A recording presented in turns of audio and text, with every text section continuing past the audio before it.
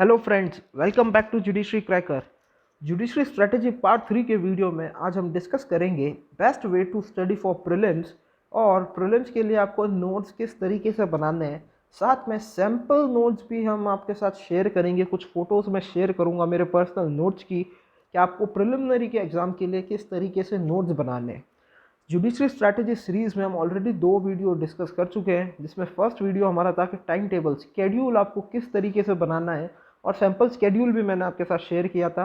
Second video था हमारा कि आपको बेयरएक्ट किस तरीके से स्टडी करनी है इफेक्टिव तरीके से। पूरा मेथड आपको बताया था कि आपको बेयरएक्ट किस तरीके से पढ़नी है। और आज थर्ड वीडियो में हम बात करेंगे प्रिलिमिनरी एग्ज़ाम के लिए आपको किस तरीके से पढ़ना है। अगर आपका फोकस सिर्फ प्रिलिमिनरी एग्ज़ाम को क्लियर करने का है, आपको लगता है कि प्रिलिमिनरी एग्ज़ाम ही मेरा क्लियर नहीं हो रहा है, दिक्कत आ रही है, तो हम आपको बताएंगे कि आपको प्रिलिमिनरी एग्ज़ाम को क्लियर करने के लिए आपको किस तरीके से पढ़ना है, ताकि आपका प्रिलिमिनरी एग्ज़ाम क्लियर होने के बाद भी आपको मेंस में दिक्कत ना आए। ज़्यादा आपको 2 महीने के अंदर जनरली टाइम मिलता है मेंस एग्ज़ाम कंडक्ट होने का, तो 2 महीने में भी आप इजीली कैसे प्रिपेयर कर सकते हैं। प्रीलिम्स की हम स्टडी पढ़ाएंगे, आपको तरीका मेथड उस तरीके से बताएंगे कि वो आपको मेंस में भी हेल्प करेगा, ना कि सिर्फ प्रीलिम्स में भी। पर ये मेन मेथड ये जो है स्टडी का, ये सिर्फ प्रीलिम्स ओरिएंटेड है, ये मेंस ओरिएंटेड नहीं है। अगर आपके लिए ये सिर्फ उन स्टूडेंट के लिए बेनिफिशियल है जिनको डाउट है कि हमारा प्रिलिमिनरी एग्ज़ाम ही क्लियर नहीं होगा, प्रिलिमिनरी एग्ज़ाम हमारा क्लियर नहीं हो रहा है, समझ में नहीं आ रहा है किस तरीके से प्रीलिम्स के लिए पढ़ें। क्योंकि बहुत से स्टूडेंट्स क्या करते हैं, बेयरएक्ट को थरोली एक बार रीड करते हैं, सारे पॉइंट्स दिमाग में रखते हैं, समझते हैं, फिर क्या टाइम जैसे ही निकलता है तो वो पॉइंट स्किप करना स्टार्ट हो जाते हैं, भूलना चालू हो जाता है। और पेपर से पहले जैसे ही वो रिवीजन करने बैठते हैं तो वो बेयरएक्ट को फिर से थरोली रीड करते हैं, जो कि मेथड एकदम गलत है, ये गलत अप्रोच है। आप थोरली सिर्फ बेयरएक्ट को एक बार रीड कर सकते हो, और वो भी पहले कर सकते हो पेपर से काफ़ी टाइम पहले, जब आप स्टडी अपनी प्रिपरेशन स्टार्ट कर रहे हो।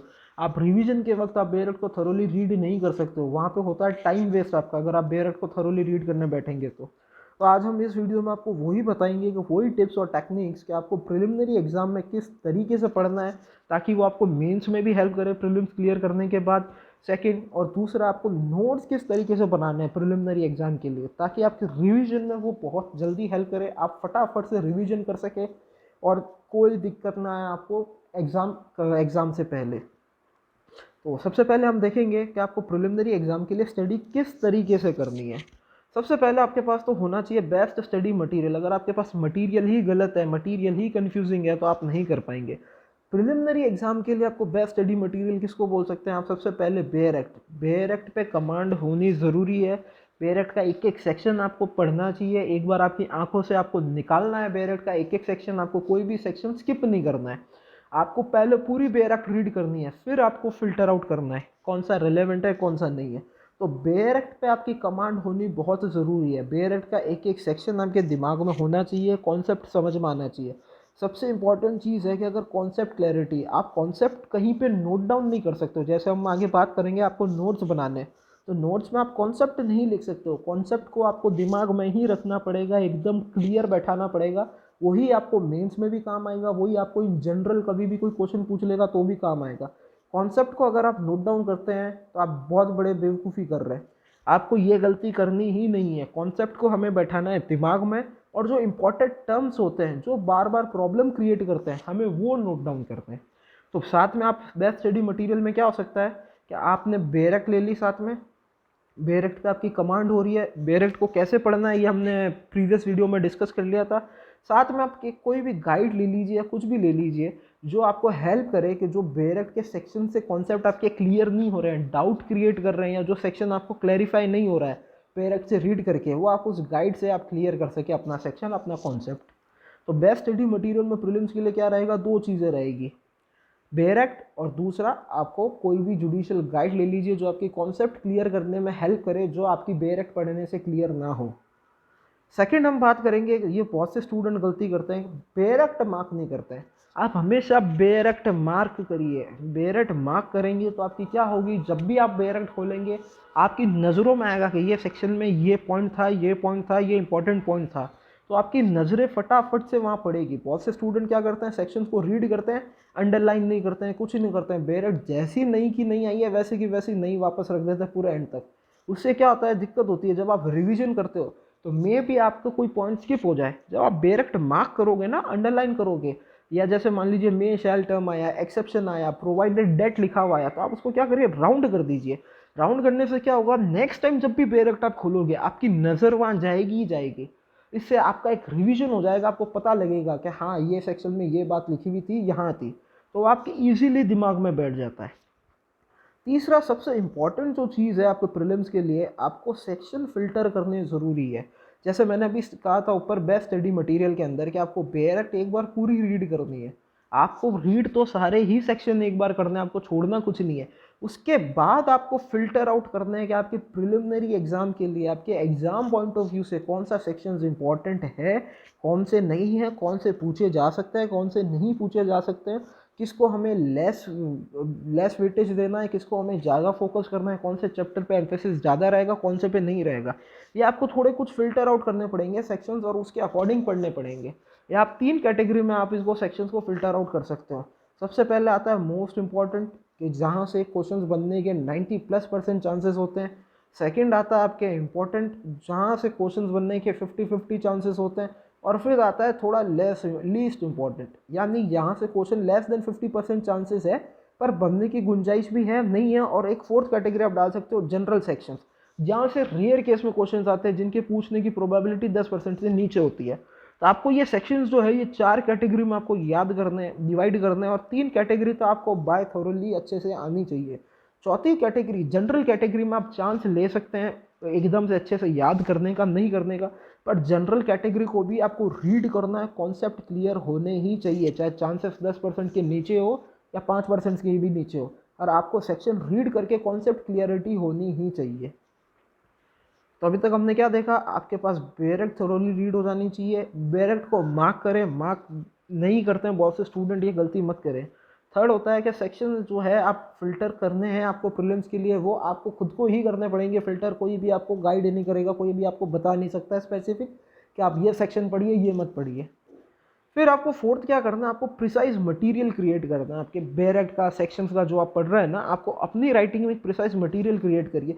इसको हम बोल सकते हैं नोट्स बनाने, शॉर्ट नोट्स बनाने एक तरीके से। आप प्रिसाइज मटेरियल क्रिएट करेंगे, यही आपको जब रिवीजन के टाइम जो है आपको क्विक रिवीजन करने में हेल्प करेगा। आप जब भी बेरेक्ट खोलेंगे, एक बार आपने बेरेक्ट पढ़ी, कॉन्सेप्ट आपके दिमाग में अच्छे से बैठ गए, तो आप जब भी प्रीलिम्स की तैयारी करेंगे, कोई भी स्टेट का एग्जाम देंगे, आपको क्या करना है, अपनी वो शॉर्ट नोट्स वाली नोटबुक उठानी है और आपको वो नोटबुक पूरी रिवीजन करनी है। और यही आपका हो गया प्रीलिम्स का एकदम क्विक रिवीजन, जिसको हार्डली 2 दिन 3 दिन या 4 दिन लगेंगे मैक्स टू मैक्स, इससे ज़्यादा नहीं लगेगा। तो ये आपका प्रीलिम का रिवीजन 2 से 3 दिन के अंदर पूरा अच्छे से हो सकता है सारे पॉइंट्स के साथ। शर्त यही है कि कॉन्सेप्ट्स आपके क्लियर होने चाहिए। अगर आपके कॉन्सेप्ट्स क्लियर नहीं है, कॉन्सेप्ट्स में गड़बड़ी हो गई, तो वो जो शॉर्ट नोट्स होंगे वो सिर्फ आपको हेल्प करेंगे डेज में, नंबर्स में, इन सारी चीज़ों में।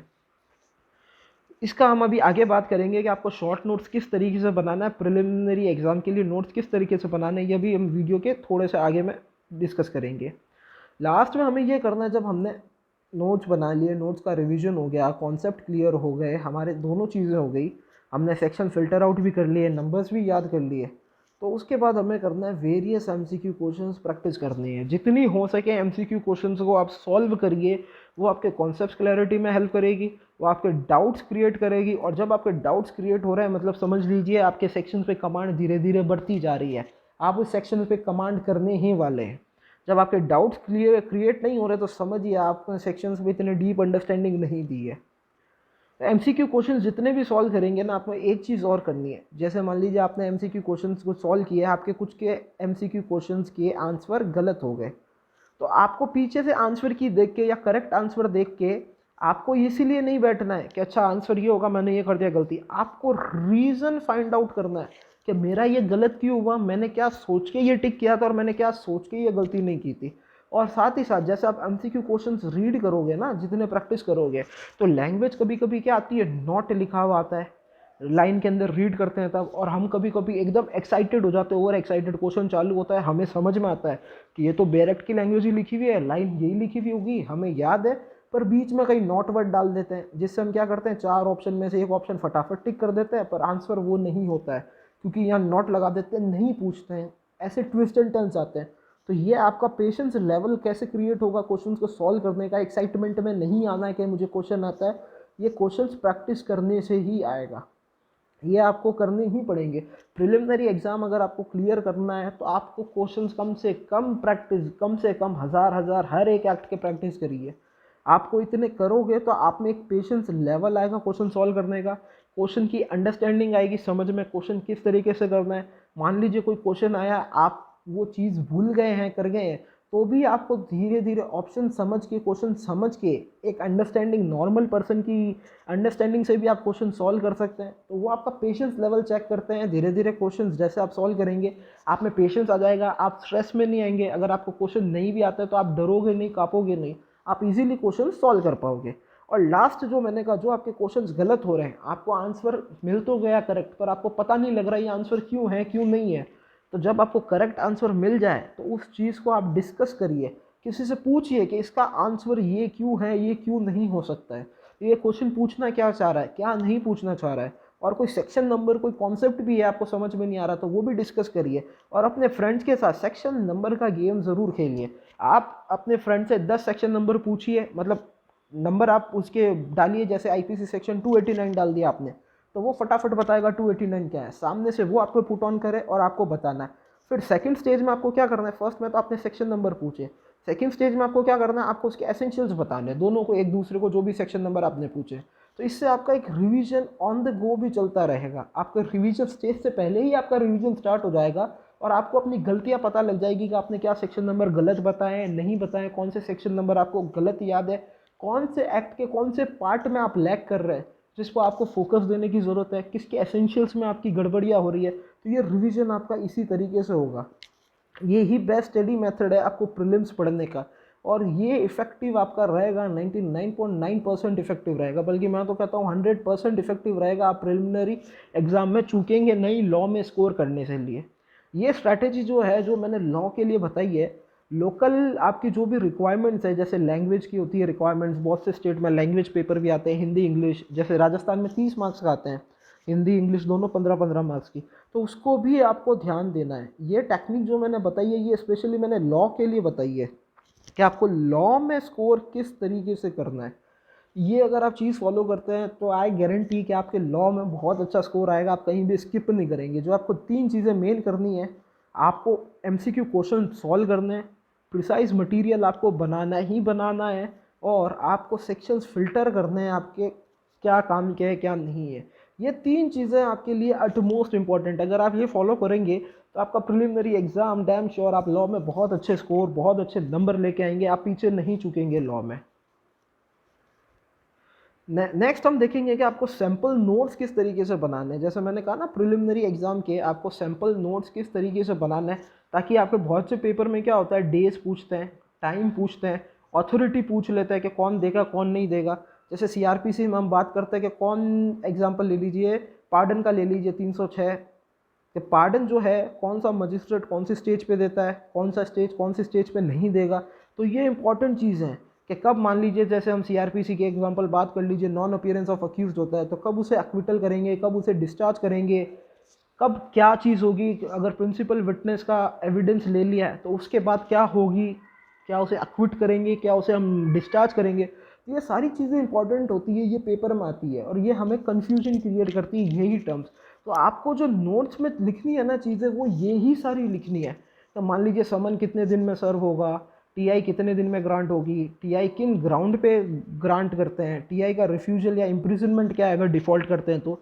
ये सैम्पल क्वेश्चन है जो मैं यहाँ पे पुट ऑन कर रहा हूँ, कि जिसका आप क्विक रिवीजन कर सकते हैं समझने के लिए। आप नोट्स में ये नहीं लिख सकते कि टीआई खुद क्या है, आपको ये नोट्स में नहीं लिखना है।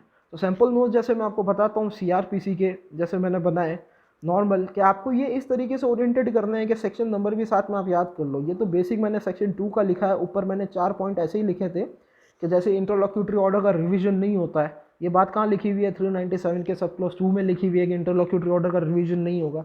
ये हमें पता है कि इंटरलॉक्यूटरी ऑर्डर का रिवीजन नहीं होता, पर जब सेक्शन नंबर की बारी आती है तो हम कंफ्यूज हो जाते हैं। खासकर मैं गड़बड़ी कर देता था, तो मैं इसको सबसे ऊपर हेडलाइन में सबसे पहले वही चीज़ लिखी।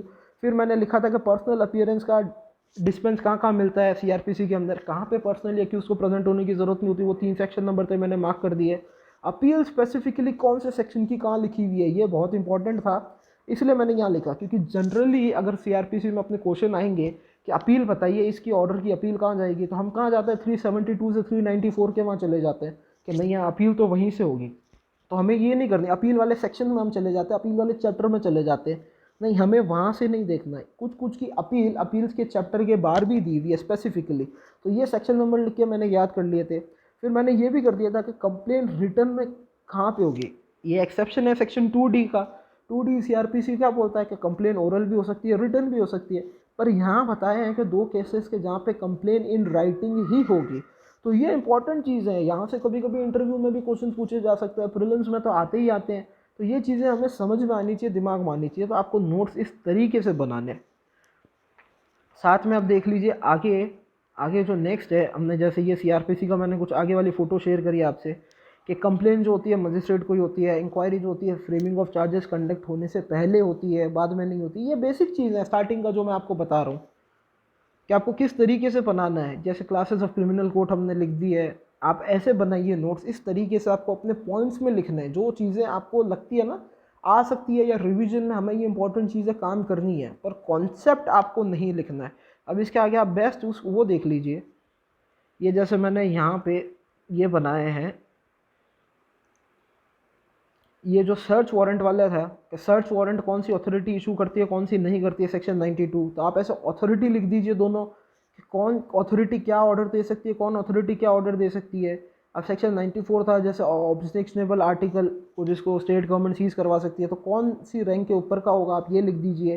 सेक्शन 95 में आया कि कौन सी अथॉरिटी, आप ये लिख दीजिए। सेक्शन 96 आप अपील कितने दिन में कर सकते हो ऑब्जेक्शनेबल आर्टिकल के लिए, तो ये भी आप लिख दीजिए।